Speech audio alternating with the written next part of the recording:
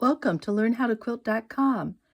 Today I want to share with you a project that I've been working on and give you some tips for quilting diagonal straight lines.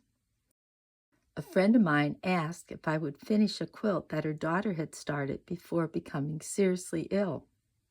It's a simple flannel quilt that had been quilted with some diagonal lines about 1/2 of an inch apart.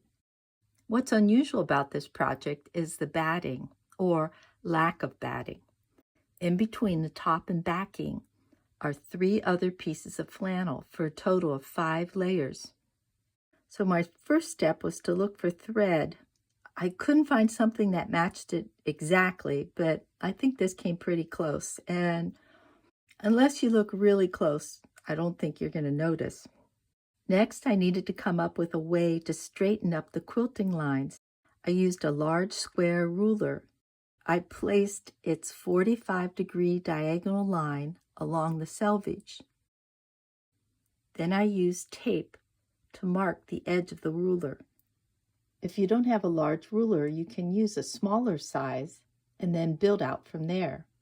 Notice I've added a smaller 6-inch ruler to the side of the larger ruler to help with the tape line.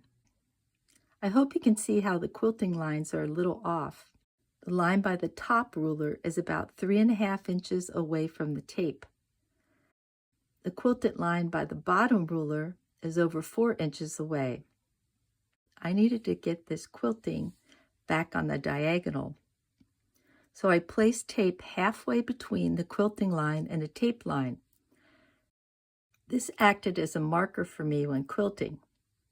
When I got closer to this taped line, I knew that instead of quilting 1/2 of an inch over, I would slowly move to about 5/8 of an inch over. And I kept doing this until the line down at the bottom finally straightened out. Once that section was quilted, I measured over about 6 inches and taped another line. When quilting straight diagonal lines, it's very easy to get off, and usually you won't notice until it's too late. These tape lines help keep my quilting at the right angle. Using my walking foot and a longer stitch length, I quilted about every 1/2 inch. I also use these guides on my walking foot to help with my quilting. A word of caution here. You can sew really close to the tape, but don't sew over the tape, as it's difficult to remove. During quilting, I kept the sides rolled mainly for weight distribution. All those flannel layers make this a heavy quilt. I kept thinking about those flannel layers. Usually folks use their ugly fabric in the center for batting. And these flannels were pretty, and they all coordinated with each other. Then it dawned on me, this was probably going to be a chenille quilt. So how do you get this look? I'll use this scrap as a demo. You want to cut halfway between these quilted lines, and you want to cut all those flannel layers but the bottom one. And then after everything's been cut, you want to take this and put it in the washing machine. Here's a sample of what happens after you wash those raw edges. I shared the chenille idea with my friend, and she decided just to keep it as is. After quilting, I trimmed the edges and then added the binding.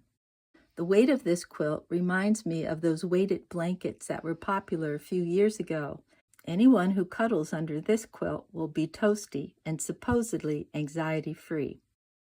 If you're interested in finding out more about straight line quilting or chenille quilts, check out the links below. Thanks for visiting learnhowtoquilt.com.